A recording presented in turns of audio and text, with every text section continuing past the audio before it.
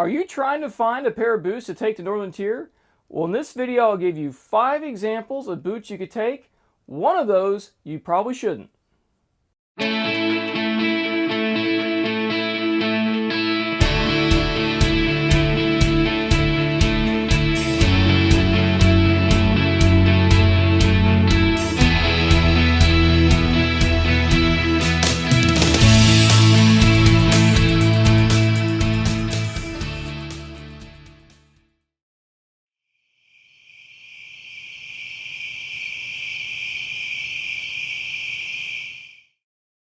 Hey, real quick, right before we jump into this video, if you'd do me a huge favor and hit that like button. Also, thank you for subscribing to this channel. If you'd like to be notified of future videos, please hit that bell icon. Have a great day and enjoy this video. The first example in this video is the ALTAMA Maritime mid-length boot. Now, I personally don't have any experience with this boot, and neither do any of the people that were in my crew. However, this appears to be a fairly popular boot among those who have taken them to Northern Tier. Now, based off the manufacturer's website and their product description, this boot is specifically designed to be used in and out of the water. It was really designed for the military, special operations. What it means to you is they should work very well in being in the water and being comfortable, and then being out of the water and draining water out of your boot. So they have things like an air mesh lining to wick sweat away and other moisture to quickly dry your foot. They have a full-length one-piece ABS plastic shank to provide stability and support when climbing a caving ladder. Well, that'd be if you're boarding a ship underway, but we're not doing that. However, that shank will be important if you're walking over rough trails. The insole is designed not to absorb water, so that'll help it dry out faster. And it has drain ports in addition to the fabric to help water drain right out of the boot when you're walking in the boot. So that is the ALTAMA Maritime mid-length boot, and you can get that in a variety of patterns, including black. The next example is the NRS WORKBOOT WETSHOES. Now, several people in our crew had these shoes. They worked very, very well. I can tell you from experience, they have very, very grippy sole on wet rock. This is essentially 2 boots in one. There is an outer boot, which has lace-up laces and a Velcro closure at the top.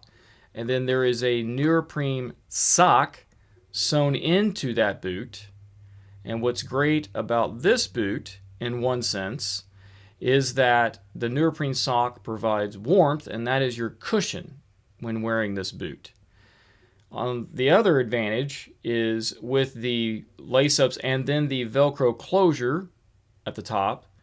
If your foot were to become submerged in muck, when you are able to free your foot from the mud, there's a good chance that your boot will still be on your foot and will not have become sucked off. These boots will not dry out very quickly, and if it becomes warm, the neoprene sock could become too hot and a little bit uncomfortable. So one last thing about the NRS work boot. Since you have a neoprene sock, you do not need to wear a cushioned sock with these boots. You do, however, need to wear a sock liner. The purpose of the sock liner is to help you get your boot off of your foot at the end of the day. If you do not use a sock liner with this boot, it will be extremely difficult to get this boot off of your foot. The next example in this video I'm going to generically refer to as military boots. It's common to see jungle boots in the backcountry of Northern Tier. And I can understand why when you're looking to buy a shoe for Northern Tier and Northern Tier tells you you need a shoe that's not waterproof. It's common for the first thing and the only thing to come to mind would be a jungle boot, because they were designed in Vietnam to be used in the jungle where it's wet. And so, you can obviously see the drain plugs, holes in the side of the boots. However, let me offer you some words of caution. The boots tend to be wrapped up very high on the leg, and when they're laced up, this tends to provide a very stiff ankle, which becomes very uncomfortable when you're seated, especially in a canoe. They also don't have any padding, so not only with the stiffness of the lacing, but no padding, they're very, very uncomfortable to wear on trails. The other thing I want to caution you about is there are a lot of different varieties of military boots, and they're not all designed to military specifications. And of any shoe that I've ever witnessed to fail consistently, it would be military boots. We had a crew member on our last trip. One day in, he had military boots. His boots completely fell apart, and we had to wrap them up in duct tape and paracord so that he could continue to sort of use a pair of shoes in the backcountry. So I would caution you to very carefully consider I would not bring any sort of military boot to Northern Tier to use in the backcountry. All right, those first three examples were examples of boots that I would consider to have a single-use purpose, meaning they were all specifically designed for a single purpose. In this case, being used in and around the water, which that sounds great at Northern Tier, and they can absolutely be used at Northern Tier. These next two examples are boots that are multi-purpose. So not only can you use them at Northern Tier, but you can also use them for other things like backpacking, going on service projects. You can wear them as everyday normal boots. So to me, those boots have more value. So let's look at those two multi-use purpose boots. This is the Salomon X Ultra Mid 3 AERO boot. Now this is a true hiking boot. It is also breathable and not waterproof.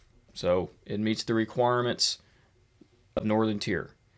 Now, one thing that I want to caution you about Salomon boots in the past has had a unique lacing system which required a unique lace.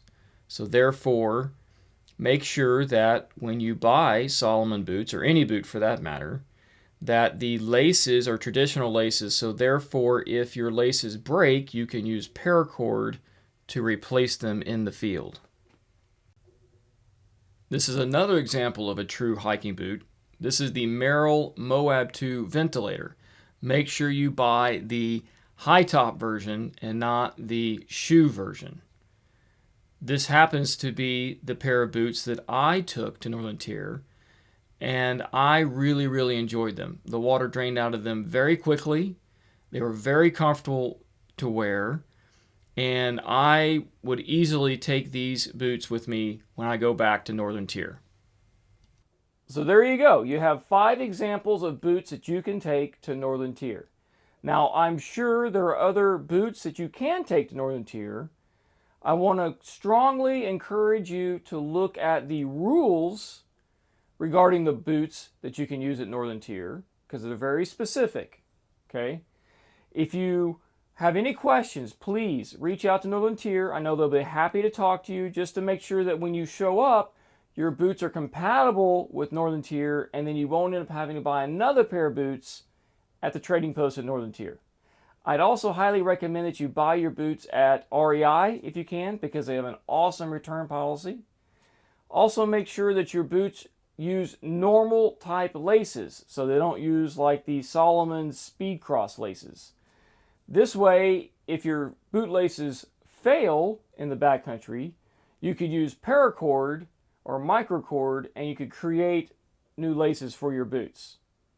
To wrap up this video, let me talk to you real quick about how your boots should fit, feel. When you go to the store and you're buying a pair of boots that are going to be compatible with Northern Tier's requirements, you might find a pair that fits okay, but it may not be the best. So let me give you a little context. First of all, you're not going to be hiking in your boots all day at Northern Tier. You're not backpacking. You are paddling in canoes and then you're portaging or hiking from one lake to another carrying your canoe or your whale bag. All right, so you're not going to be in your boots all day hiking them like you would, say, at Philmont if you're backpacking. So you have to get boots that meet the requirements of Northern Tier. You just have to do that. There's no question there. Try to find a pair that's as comfortable as you can get. Make sure you're wearing a thicker pair of wool socks. That will add some cushion to it. And you're just going to have to go with that. Well, that's it for this video. I hope you have some better ideas of boots that you can wear to Northern Tier and some advantages and disadvantages of each of those to help you make a better decision and have a great trip. Hey, I really hope you enjoyed watching this video. If you'd like to support this channel, remember, please subscribe to this channel, tell your friends about it. Thanks for hitting that like button. Everything here is free. I want to give back to the community. I want to give to you everything here for free. I've been out in the outdoors for a long, long time, and it's great that I can be able to give all this information to you. That is what's most important to me. If you would like to give back, I do have a GoFundMe page set up, and you can follow the link. And if you'd like to, if you're a youth with your parents' support, I would gladly accept your donations. Thank you, and have a blessed day.